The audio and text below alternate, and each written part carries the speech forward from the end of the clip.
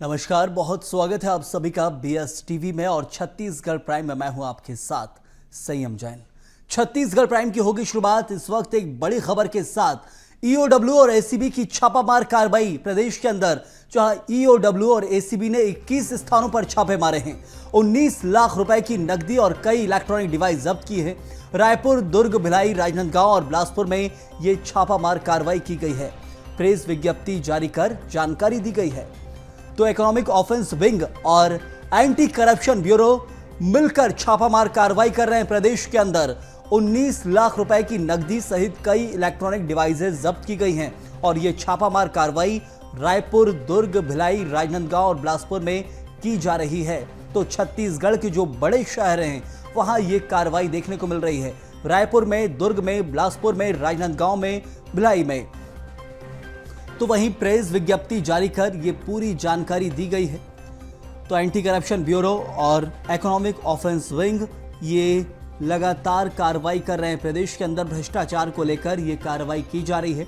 अलग अलग जगहों पर ये छापामार कार्रवाई दी गई है और इसको लेकर विस्तार से भी जानकारी बाद में इन एजेंसियों के द्वारा जहां साझा की जाएगी।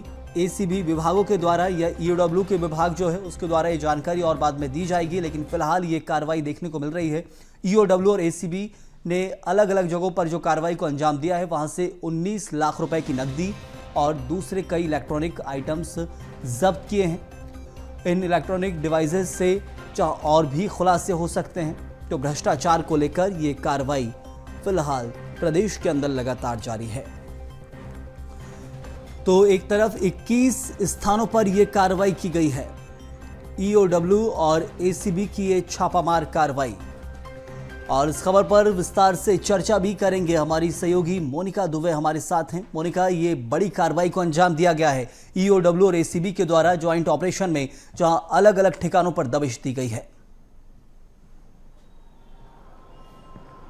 जी बिल्कुल, देखिए भ्रष्टाचार के विरुद्ध ईओडब्ल्यू और एसीबी की जो कार्रवाई है वह लगातार जारी है और इस पर कहीं ना कहीं सियासत भी है जो है वह तेज होती हुई नजर आती है, क्योंकि जब भी छत्तीसगढ़ में ईडी या कह लीजिए आईटी या ईओडब्ल्यू के छापे पड़ते हैं तो वहीं राजनीतिक बयानबाजी तेज हो जाते हैं, लेकिन ईडी तो है वह अपना काम करके रहती है। लगातार जिस तरीके से देख पा रहे हैं कि छत्तीसगढ़ में जिस तरीके से लगातार छापेमार कार्रवाई हो रही है, उसी क्रम में आज 21 जगहों पर जो छापेमार कार्रवाई है वह हुई है और 19 लाख रुपए नगद जो है वह जब्त किए गए हैं। आंकड़ों की अगर बात कर ली जाए तो कई इलेक्ट्रॉनिक डिवाइस भी इसमें हुए हैं। रायपुर में 9, दुर्ग भिलाई में 7, राजनांदगांव में 1 और बिलासपुर में 4 स्थानों पर जो छापेमार कार्रवाई है वह की गई है। लगातार ईओडब्ल्यू, एसीबी और आईटी की जो रेड है वह बढ़ती जा रही है। अगर बात कर ली जाए अधिकारियों की या बात कर ली जाए राजनेताओं की, पूर्व में कांग्रेस के सरकार में जो मंत्री रहे हैं या मंत्री के जितने जो करीबी रहे हैं उनके निवास पर भी, उनके विभाग में भी जो आईटी, ईडी और ईओडब्ल्यू ने छापेमार कार्रवाई की है। लगातार जो चीजें हैं वह बरामद होती जा रही है। इसी तरीके से अगर अधिकारियों की बात की जाए तो कई अधिकारियों के नाम सामने आए भ्रष्टाचार घोटाले, चाहे कोयला घोटाले को लेकर कह लीजिए या शराब घोटाले को लेकर कह लीजिए। तो कुल मिलाकर ईडी, आईटी और ईओडब्ल्यू की जो कार्रवाई है वह लगातार छत्तीसगढ़ में जारी है।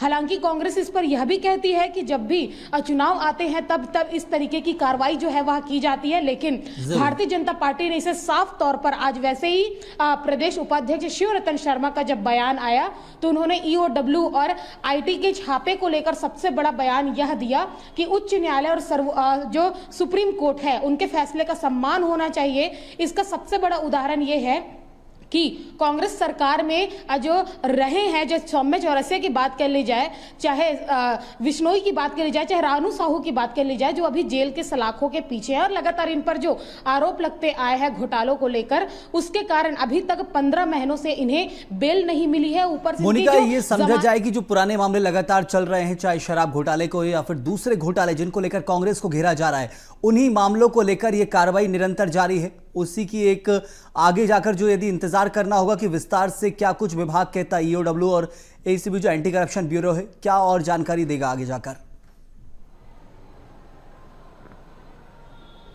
जी बिल्कुल, देख लीजिए कि जिस तरीके से जो चीजें सामने आ रही है और प्रेस विज्ञप्ति में भी उन्होंने चीजों का जिक्र किया कि 19 लाख रुपए नगद जो बरामद किए गए हैं, 21 अलग अलग जगहों पर छापेमार कार्रवाई की गई और देर शाम में जब कार्रवाई पूरी गई तो उन विभाग की ओर से ईओडब्ल्यू ने एसीबी ने एक जो प्रेस विज्ञप्ति है उसे सामने लाया। लेकिन इस पर जिस तरीके से राजनीति होती नजर आती है, आज जैसे कि हमने आपको बताया कि बीजेपी उपाध्यक्ष शिवरतन शर्मा ने कहा है कि कोर्ट और जो उच्च न्यायालय या सर्वोच्च न्यायालय की बात करते हुए उन्होंने कहा है कि न्यायालय पर लोगों का भरोसा बना रहना चाहिए। बात बीजेपी या कांग्रेस की नहीं है।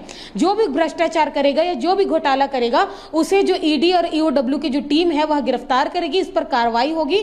और इसी तरीके से कांग्रेस की अगर बात की जाए तो कांग्रेस लगातार यह कहती है कि चुनाव से पहले चाहे प्रत्याशी या प्रत्याशियों के करीबी या जो पुराने जो अधिकारी रहे हैं उन्हें सिर्फ और सिर्फ परेशान किया जा रहा है और एक हथियार के तौर पर इस जो सरकारी जो एजेंसियां हैं उसे इसका दुरुपयोग जो है लगातार किया जा रहा है। लेकिन अभी जिस तरीके से छत्तीसगढ़ में जो ईओडब्ल्यू, आईटी और ईडी की जो कार्रवाई हो रही है वह धड़ल्ले से अपने कार्रवाई पर लगे हुए हैं, जहां एक और वह अपनी कार्रवाई पर लगे हुए हैं, विज्ञप्ति जारी करके तमाम जो जानकारियां हैं वह दे देते हैं। लगातार जिस तरीके से लोकसभा का चुनाव भी नजदीक है, ऐसे में जो राजनीतिक पार्टियां हैं इस कार्रवाई को वह एक दूसरे पर मरते हुए नजर आते हैं। लगातार कांग्रेस बीजेपी पर आरोप लगाती है और बीजेपी ईडी और ईओडब्ल्यू और न्यायालय का हवाला देकर इससे बचती हुई नजर आती है। देखने वाली बात होगी कि लगातार ये जो कार्रवाई हो रही है वह और कितने दिन चलने वाली है और कितने लोगों के ऊपर ये जो ईडी और ईओडब्ल्यू की गाज है वह गिर जाती है। जरूर मोनिका, अब आने वाले वक्त का इंतजार करना होगा क्योंकि चुनाव से पहले का जो माहौल है वो लगातार गर्म है।